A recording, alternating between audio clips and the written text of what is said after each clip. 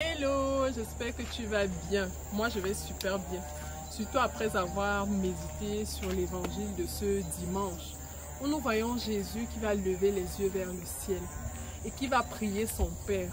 Mais cette fois, il ne va pas prier son Père seulement pour ses apôtres, ses disciples, pour tous ceux qui le suivaient tout au long de sa vie, non.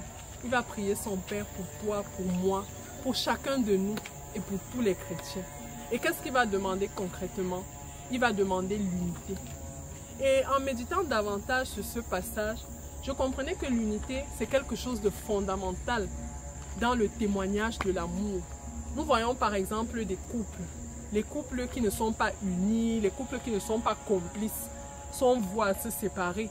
Pourtant, les couples unis, complices, sont appelés à durer. Et c'est la même chose que Jésus-Christ veut pour son Église, surtout en cette veille de la Pentecôte, où nous allons recevoir l'Esprit Saint. L'Esprit Saint, en venant dans un groupe de personnes divisées, ne peut pas porter des fruits. Jésus le sait, et c'est pour cela qu'il demande l'unité et cette communion fraternelle, mais cette communion également avec lui. Parce que c'est à travers cette communion que nous témoignerons de l'amour même, de notre foi et de notre relation avec le Seigneur. Et nous appellerons les autres également qui ne croient pas. Alors aujourd'hui, Jésus vient se glorifier dans cette unité. Jésus veut se glorifier dans cette unité. Jésus veut que l'Esprit Saint porte des fruits dans cette unité.